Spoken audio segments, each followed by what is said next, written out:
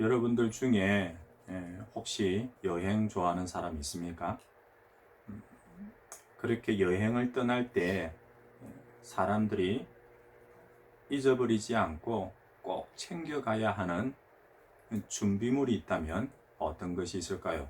가까운 곳이 아니라 익히 우리가 잘 아는 곳이 아니라 사람들이 쉽게 경험해 보지 못했던 그런 산이나 바다와 같은 때로는 먼 오지를 탐험할 때, 특히 아주 먼 바다를 여행하는 사람들에게 꼭 필요한 물건이 있다면 어떤 것일까요? 그렇게 멀리 떠나는 특히 오지와도 같은 그런 경우에는 돈보다는 먹을 것과 마실 것 등의 식량이 중요하겠죠. 때로는 잠자는데 필수적인 것들이 있을 수도 있고요. 그러면 오늘 현대의 시점이 아니라 조금만 더 시간을 거슬러 올라가면 어떨까요? 그러한 과거의 시간대로 돌아가면 갈수록 더욱더 필요해지는 것이 있겠지요. 어떤 것이 생각나나요? 지도 또는 나침반, 아마 그러한 것들을 먼저 머릿속에 떠올리시는 분들이 있을 거예요.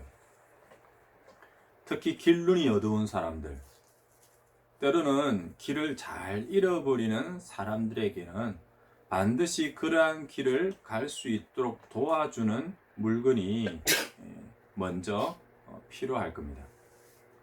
오늘과 같이 전화, 지도, 나침반, 시간 등을 모두 다 한 번에 활용할 수 있는 우리 손에 들려져 있죠. 핸드폰, 스마트폰. 그 스마트폰 이전에는 이렇게 길을 갈 때에 그 길을 먼저 가본 사람이라든지 때로는 나보다 더 길눈이 밝은 사람이 그 여행의 안내자로 반드시 필요했습니다. 그래서 여러분들에게 한 가지 묻고 싶은 것은 오늘 설교 제목 그대로입니다. 단순히 어느 한 지역에서 또 다른 지역으로 움직이는 그런 여행이 아니라 여러분들의 인생 전체를 바른 길로 또한 안전하게 갈 수 있도록 도와주는 그런 물건, 그런 사람이 여러분들에게 있나요? 다르게 표현해 볼까요? 내 인생의 동반자, 동력자, 인도자, 그 어떤 말로 표현할 수 있을지요? 혹시 여러분들에게도 그런 사람이 있나요? 아니면은 여러분들의 인생에는 그런 사람이 필요가 없나요? 혹시라도 나 혼자로서 충분하다 생각하는 사람 있습니까? 내가 모든 것을 알고 또한 내게 능력이 있고 나는 혼자서 무엇이든지 다 할 수 있다고 생각하는 것은 아닐 겁니다. 어제 묵상 메시지 기억나시나요? 여러분들은 누가 뭐라고 해도 나는 내 길을 간다. 그것이 옳아도 틀려도 내가 결정하고 또한 내가 책임지는 그런 부류의 사람인가요? 아니면 누구나 항상 옳을 수는 없다. 그래서 누군가 내 옆에서 조언을 해주고 도와주는 사람이 있다면 더 좋을 것 같다고 생각하는 부류입니까?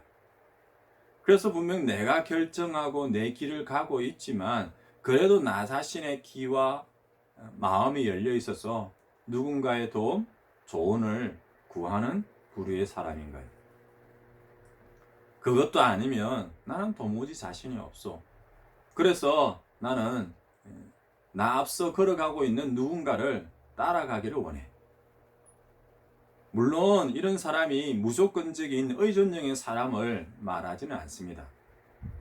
단지 나 자신의 무능력과 또한 어리석음을 인정하여서 나보다 앞선 사람 또는 나를 이끌어주는 사람을 그대로, 요즘은 그러죠, 벤치마킹이라고요, 그대로 따르는 사람을 말합니다.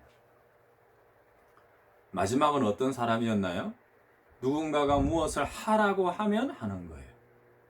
그러지 않으면 결코 움직이질 않죠. 왜일까요?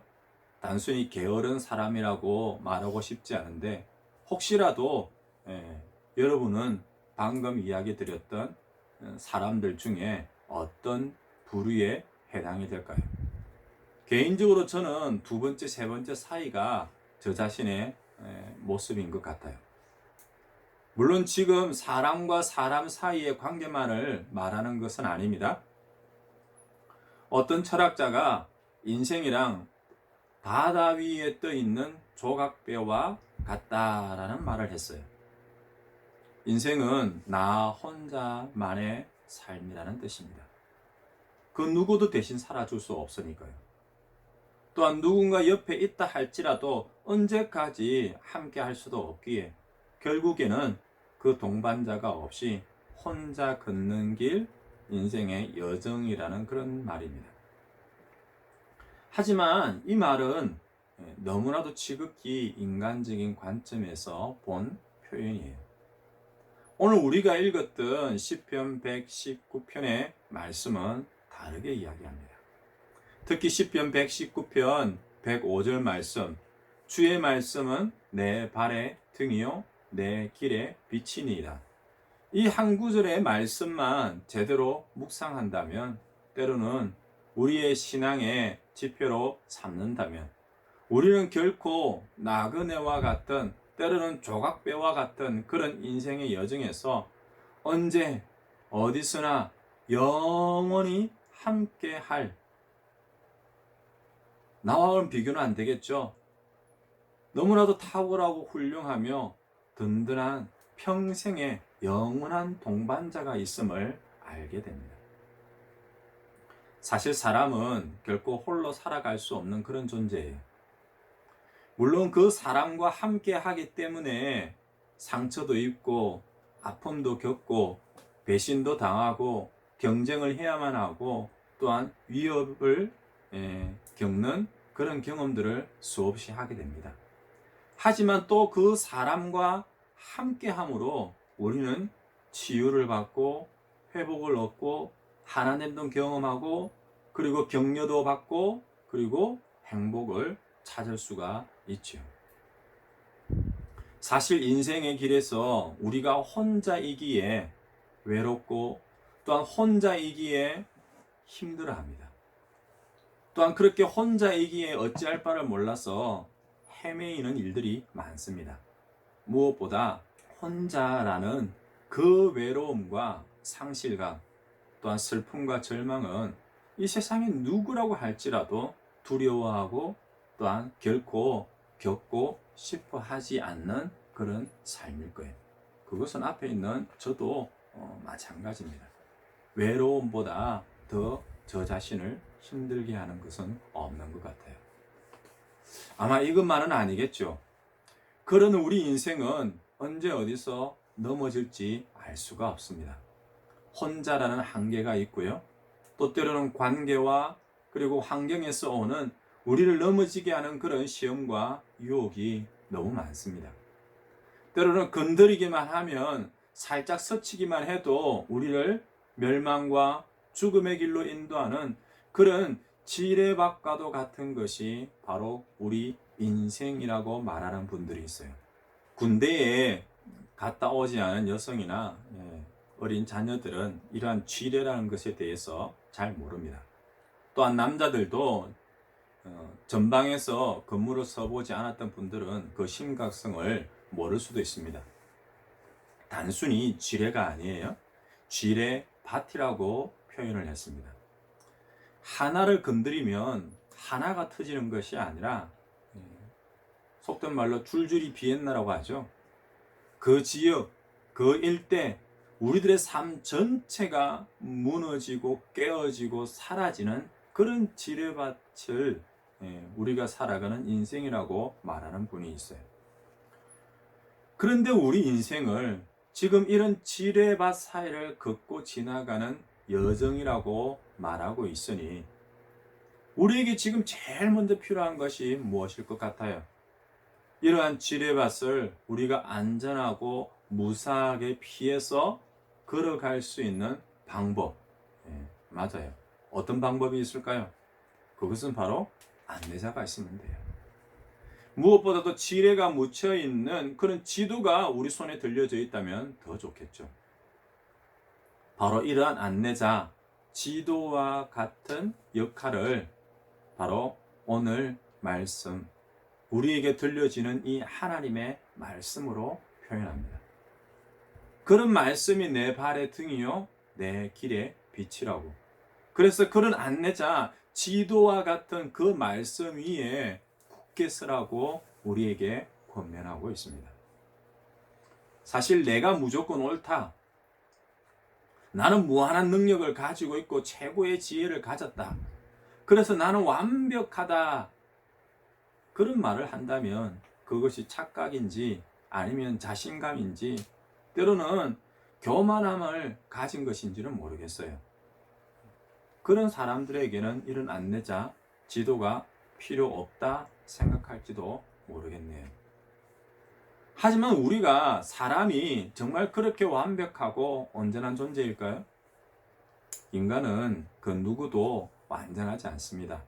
모두 다 죄와 허물을 가지고 있어요.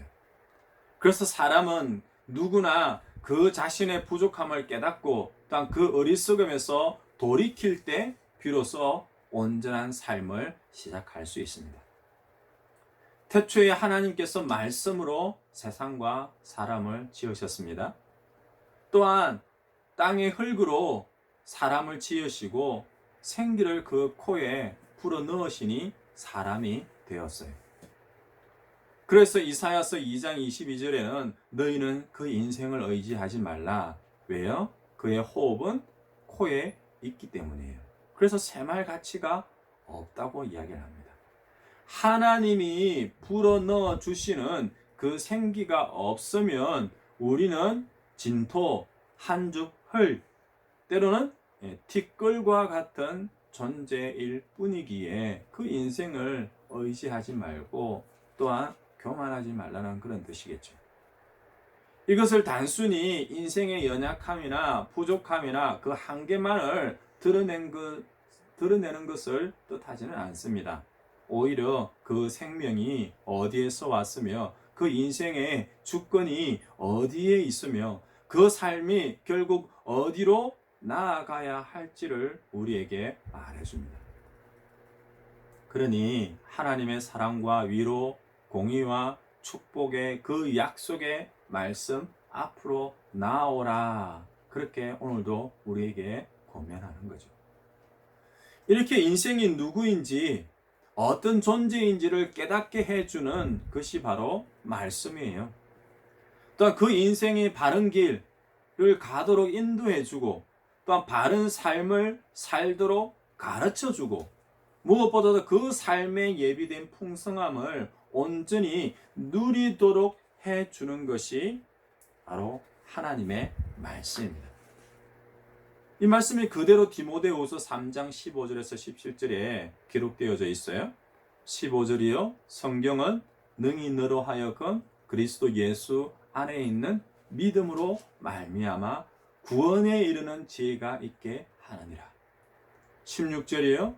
모든 성경은 하나님의 감동으로 된 것으로 교훈과 책망과 바르게 함과 의로 교육하기에 유익하니 17절 이는 하나님의 사랑으로 온전하게 하며 모든 선한 일을 행할 능력을 갖추게 하려 함이라. 오늘 시편 119편 말씀은요. 이러한 말씀의 중요성, 유익성 등에 대한 종합편이라고 할 수 있어요. 나중에 다시 시편 119편 말씀을 한번 읽어보세요. 우리가 생각해 볼 수 있는 모든 관점에서 하나님의 말씀에 대하여서 살펴볼 수 있습니다. 그래서 우리로 하여금 이러한 하나님의 말씀을 대하는 태도가 어떠해야 하는지 무엇보다도 그 말씀을 바라보는 시각이 어떠해야 되는지를 말해줍니다. 그러니 하나님의 말씀은 단순히 우리의 신앙의 삶을 조금 더 경건하게 때로는 지혜롭게 해준다거나 때로는 우리를 좀 더 나은 삶으로 인도해주는 그런 풍요로움의 보고 정도로 그치지 않습니다. 조금 더 근본적으로 우리의 삶에 죽고 사는 문제에 거는됨을 말씀해 줍니다. 그래서 여러분들에게 물어보고 싶어요. 여러분들의 삶을 구원의 길로 인도해 주는, 또한 여러분들 믿음의 그 성장과 성숙으로 이끌어주는 그런 말씀이 있나요? 무엇보다도 그 말씀으로 인하여서 여러분들의 믿음의 삶이 더욱더 풍성해지고 온전하게 된 그런 말씀이 여러분들의 가슴에 와닿은 적이 있는지를 묻고 있습니다. 진정으로 내 삶에서 주의 말씀이 내 발의 등이요 내 길에 빛이 된 그런 말씀이 있나요? 그 말씀으로 내가 살아나고 그 말씀으로 깨닫게 되고 그 말씀으로 체험받고 그 말씀으로 오늘을 내일을 살아가는 그런 삶을 살고 있는지를 묻는 거예요. 제 이야기를 조금 할까요? 제가 목회의 길을 걷게 된 말씀은 여호수아서 14장 12절 말씀입니다. 하나님으로부터 약속의 말씀을 받은 갈렙이 40여 년이 지난 후에 다시금 가나안 땅으로 들어가기 전에 이렇게 이야기를 하죠. 그날에 여호와께서 말씀하신 이 산지를 지금 내게 주소서라는 말씀이에요. 갈렙이 가나안 땅을 이스라엘 각 지파에게 분배하고 있는 여호수아에게 나아가서 이 말씀을 한 거예요. 이 산지를 내게 주소서. 그렇게 외쳤던 말은 바로 믿음의 요구였어요. 아니, 믿음의 도전이었습니다. 갈렙이 지금 여호수아에게 기업으로 달라고 하는 이 땅은 아직도 이스라엘이 정복하지 못하였던 땅이었어요. 그리고 그 땅에는 거인 족속인 네피림의 후손인 아낙 자손이 거주하고 있는 바로 헤브론이었거든요. 그런데요, 이 헤브론은 갈렙이 45년 전에 자신이 정탐했던 곳이었어요. 그때 10명의 정탐꾼들과 그 정탐꾼들의 말로 인하여서 낙심한 그 모든 이스라엘 백성들에게 돌을 맞을 각오를 하고 하나님께서 주신 그 약속의 땅을 향하여서 나아가자 라고 외쳤던 곳도 바로 이 헤브론이었습니다. 환경의 어려움, 사람들의 반대, 그런 것은 결코 문제가 되지 않았습니다. 왜요?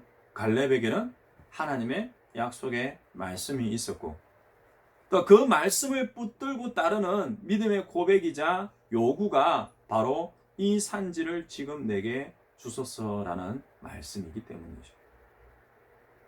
물론 이러한 약속의 말씀, 믿음의 고백, 그리고 따르는 순종만으로는 목회를 시작할 수는 있었지만은 끝까지 갈 수 있는 힘이 되지는 못했던 것 같아요. 그때 저에게 주신 말씀이 에베소서 4장 11절에서 13절 말씀입니다.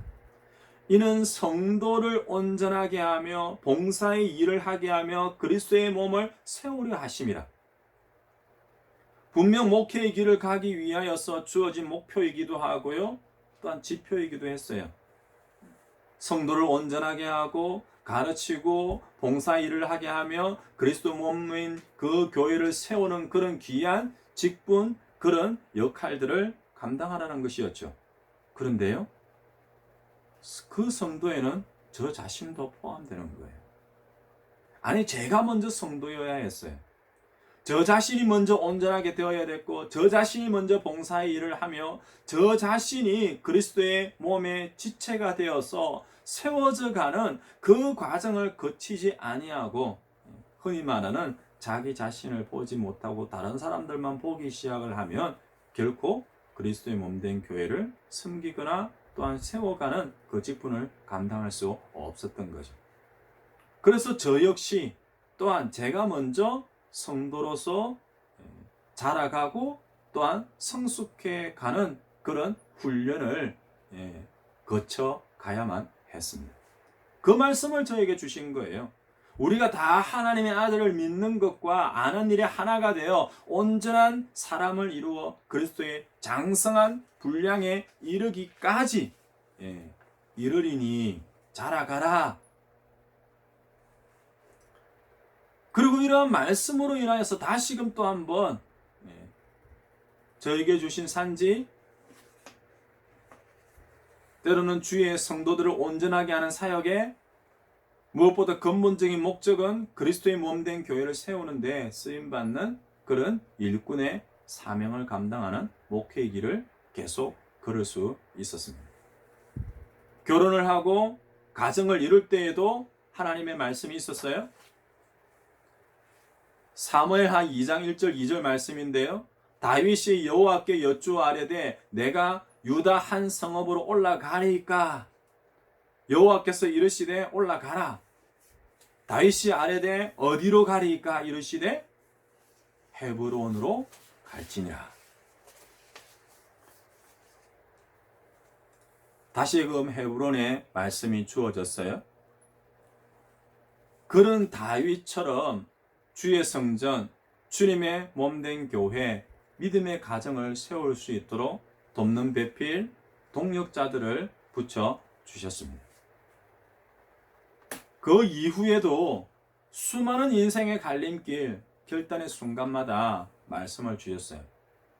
사역지를 옮길 때마다 가정에 어떤 위기가 찾아오거나 사역에 힘겨움이 있을 때에도 마찬가지였습니다. 30년을 살았던 제2의 고향이었고 또한 15년 동안 부목회 사역의 전부였던 부산을 떠날 때에도 말씀을 주셨습니다. 정말 갈 바를 알지 못한 채 갈대아 우르를 떠났던 그 아브라함에게 주신 말씀이었죠. 창세기 12장 1절 너는 너의 고향과 친척과 아버지의 집을 떠나 내가 네게 보여줄 땅으로 가라.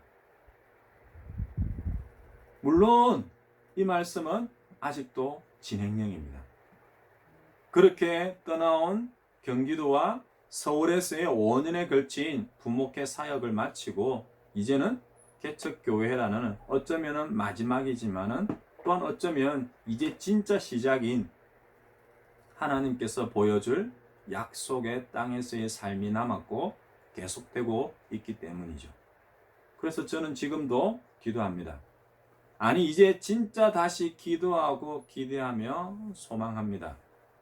하나님의 말씀이 내 발에 등이 되고 내 길에 빛이 됨을 믿기에 그 말씀으로 저와 그리고 믿음의 가정, 주님의 몸된 교회를 빛 비춰 주시고 인도하시고 세우실 것을 믿으며 말입니다.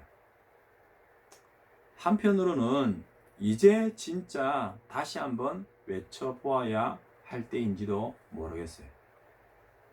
이 산지를 내게 주소서라는 그 갈렙의 믿음의 고백을 말입니다. 물론 그런 갈렙의 고백과 함께 하는 세 가지의 믿음이 더욱더 중요함을 깨닫게 됩니다. 이 말씀을 제가 한번 전했는지 모르겠어요. 첫째는요, 바로 하나님의 약속에 대한 약속의 말씀에 대한 신뢰입니다. 민수기 23장 19절 하나님은 사람이 아니시니 거짓말을 하지 않으시고 인생이 아니시니 후회가 없으시도다. 어찌 그 말씀하신 바를 행하지 않으시며 하신 말씀을 실행하지 않으시랴.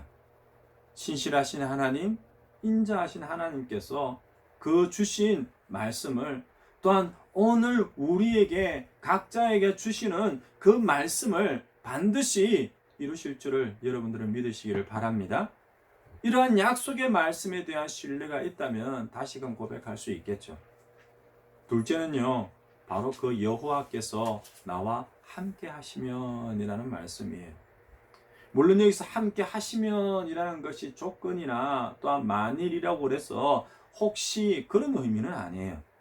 하나님께서 나와 함께 하신다는 임마누엘 믿음과 함께하는 강렬한 소망이 담겨 있는 표현이에요. 불가능이 아니라 가능, 확신이에요. 갈렙은 하나님께서 주실 그 땅, 아니 이미 주신 땅을 달라고 외치고 있습니다. 이전이나 지금이나 달라진 건 하나도 없는 그런 척박한 환경에도 믿음과 순종으로 나아갈 수 있었던 것은 바로 이런 임마누엘 하나님에 대한 그런 분명한 확신 때문이었어요. 무엇보다 세 번째는요, 궁극적인 승리에 대한 확신이에요. 역대하 20장 15절에 전쟁은 너희에게 속한 것이 아니요 하나님께 속한 것이니라. 우리의 인생입니다. 분명 우리가 나아가고 살아가고 그리고 싸우는 것 같지만 아니에요. 주와 함께하는 믿음의 삶입니다. 주의 깃발을 들고 나아가고 주의 말씀을 따라 살아갈 때에 주께서 인도하시고 힘주시고 앞서 나아가 싸워 승리하는 그런 믿음의 삶을 우리에게 약속하셨고 또한 그러한 삶에 대한 믿음을 우리에게 구하는 거죠. 그래서 저는 여러분들에게도 묻고 싶습니다. 하나님은 분명 살아계시고 오늘도 역사하심을 믿으십니까? 이스라엘과 시편 저자만이 아니라 오늘 우리에게도 하나님께서 약속의 말씀을 주셨으며 신실하신 하나님께서 그 약속의 말씀을 이루실 것을 믿으시기를 바랍니다. 사실 경험은 인생의 가장 소중한 자원 중 한 가지예요. 우리가 지금까지 살아오면서 듣고 보고 느꼈던 소중한 경험들이야말로 오늘 우리의 삶에 대한 정말 큰 영향을 미치기 때문이에요. 또한 우리가 살아온 그 과거의 경험은 그것이 비록 다른 사람의 경험이라 할지라도 우리가 오늘 어떻게 살아가야 하는지 때로는 내일을 염려하는 우리에게 빛과 소망을 가져다 줄 것입니다. 무엇보다 신앙인에게는 그 믿음의 삶의 근간을 이루는 하나님의 말씀에 대한 경험보다 더 중요한 것은 없어요. 우리에게 주신 그 하나님의 말씀대로 살아온 지난 삶을 돌아보고 그리고 다시금 오늘과 내일을 바라볼 때 비록 오늘 우리의 삶이 힘겹고 그리고 내일의 삶이 염려로 고통스러운 상황을 맞이하게 된다 할지라도 그 모든 것에 대하여서 우리가 하나님께 나아가 아랠 때에 하나님께서 인도하셨고 응답하셨다는 것을 우리가 떠올리면 됩니다. 그 하나님께서 지금도 오늘도 그리고 힘들고 어려운 현실의 삶 속에서도 도움이 되심을 믿으시는 여러분들이 되시기를 바랍니다. 우리가 이렇게 하나님의 인자하심과 성실하심을 확신하며 그 구원하심을 간구하는 것은 바로 어제의 하나님의 인자하심으로 끝나지 않기 때문이에요. 오늘도 내일도 동일하신 그 하나님의 인자하심과 성실하심을 바랄 수 있는 그 근거가 바로 오늘 우리에게 주어진 말씀이에요. 그 하나님의 말씀의 영원함 그리고 신실함 그리고 완전하고 무한하신 그 능력에 있기 때문입니다. 그러니 하나님의 말씀은 결코 한낱 종이에 기록되어져 있는 그런 죽은 글자가 아니에요. 오늘도 살아계셔서 생명력 있게 역사하시는 하나님의 말씀입니다. 이러한 능력과 영원하시며 신실하신 그 하나님의 말씀을 받아서 사랑함으로 즐거워함으로 순종하는 이들에게 어제와 동일하게 오늘도 구원과 새 힘을 얻어서 회복의 역사가 있기를 주님으로 축원드립니다. 또한 그 성경의 말씀이 바로 내 발의 등이 되었고 내 인생의 길에 빛이 됨을 믿으시기를 바랍니다. 그래서 우리의 입술 가운데 이렇게 고백할 수 있는 거죠. 내 모든 삶의 진정한 동반자라고. 그래서 저는 여러분들에게 진짜 마지막으로 도전하고 권면합니다. 여러분들의 인생의 목표가 되고 그 인생의 모든 순간순간에 힘이 되고 지혜가 되고 빛이 되는 그 한 구절의 말씀을 붙들라고 말입니다. 그 말씀이 우리를 어떤 축복으로, 평강으로, 기쁨으로, 능력과 힘과 지혜와 풍요로움으로 우리들의 삶을 인도하실지를 기대하고 소망을 품으면서 나아가라는 거죠. 그때 우리 주님께서 주실 약속의 땅, 그 축복의 땅에서의 삶을 우리가 맛보고 또한 누리게 될 줄로 믿습니다. 그 말씀이 내 삶의 동반자가 되어 이 한 주간의 삶도 하나님께서 약속하신 그 축복, 그 평강, 그 회복을 누리며 믿음의 확신으로 하나님과 하나님의 말씀과 나아가는 저와 우리 믿음의 가정과 예수 우리 교회 주의 성도들 되시기를 주님으로 축원드립니다. 아멘.